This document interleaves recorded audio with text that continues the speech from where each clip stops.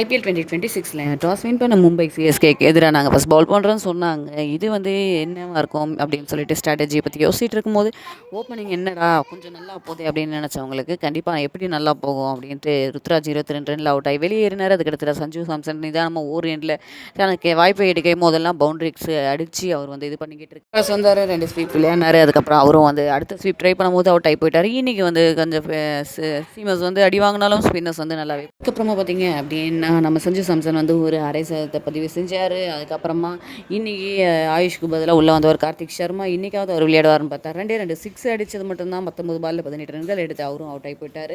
அவருக்கு இன்னும் டைம் தேவைப்படுதா என்னன்னு தெரியல. அந்த ஒரு கான்ஃபிடென்ட் இன்னும் வராத மாதிரி தான் இருக்குது. அதுக்கப்புறமா பார்த்தீங்க அது கார்த்திக் வந்து போனதுக்கப்புறம் ஓவர்டன் வந்தார். அவரால் முடிஞ்சது 7 பாலில் அவரால் முடிஞ்ச 2 சிக்ஸ் அடிச்சுட்டு ஒரு பவுண்டரி அடிச்சுட்டு அவரும் வெளியேறிட்டார். சஞ்சு சாம்சன் என்னடா யாரா இம்பாக்ட் பிளேயராக வரப்பாங்கன்னும் போது அகில் ஹுசைன் தான் வந்தார். இது நல்ல மூவாக தான் தெரிஞ்சது. ஏன்னா 2 ஓவர் இருக்கும்போது இன்னொரு பேட்ஸ்மேனை கொண்டு வந்து நம்ம ஸ்பின்னுக்கு நல்லா இது பண்ணுற இந்த கிரவுண்டு பிச்சை வந்து வேஸ்ட் பண்ண விரும்பலை. அப்புறமா பார்த்தீங்க அப்படின்னா ஓவர்டனும் கிளம்ப அகில் ஹுசைன் வந்து ஒரு எண்டில் இருக்க ஒரே எண்டில் நின்று நம்ம சஞ்சு சாம்சன் அவருடைய 100ம் கம்ப்ளீட் பண்ணி சிஎஸ்கேக்கு 207 அப்படின்ற ஒரு ஸ்கோரையும் வந்து நின்று அடித்து கொடுத்துருக்காரு. ஸோ 208 எடுத்தால் மும்பை இந்தியன்ஸ் வின் பார்க்கலாம்.